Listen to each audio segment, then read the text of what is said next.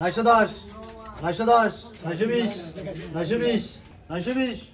21 KG ওজনের 3টি coral মাছ বিক্রি হয়েছে 20,000 টাকায়। নোয়াখালীর হাতিয়ায় নিঝুমদ্বীপ ইউনিয়নের নামার বাজারে এ নিলাম অনুষ্ঠিত হয়। স্থানীয় সূত্র জানায়, ভোলার মনপুরা থেকে হরলাল মাঝিসহ 8 জেলে 3 দিন সাগরে মাছ ধরতে গিয়ে বিশাল আকৃতির 3টি কোরাল ধরতে সক্ষম হন। পরে ভালো দামের আশায় তারা মাছগুলো নিঝুমদ্বীপের বাজারে নিয়ে আসেন।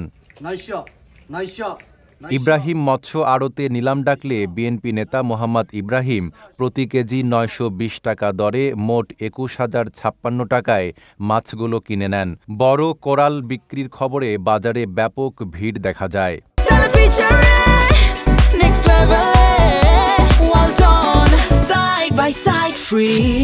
জেলে হরলাল মাঝি বলেন, দীর্ঘ পরিশ্রমের পর ভালো দামে মাছ বিক্রি করতে পেরে খুশি তারা।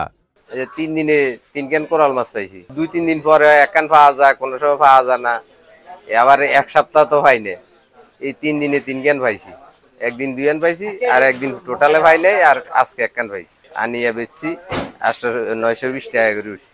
মৎস্য আড়তের ম্যানেজার মোহাম্মদ সোহেল জানান, মাছগুলো ঢাকায় পাঠাবেন, যেখানে বড় কোরালের বেশ চাহিদা রয়েছে। 3টা কোরাল ইব্রাহিম পার্টি নিজেই কিনছে, নিলাম থেকে উনি নিজে কিনে নিছে।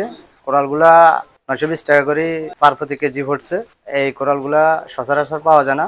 এই কোরালগুলো আমরা ঢাকা, চট্টগ্রাম বা বিভিন্ন জায়গায় পাঠাই, ওইখানে কোরাল মাছের ভালো চাহিদা আছে।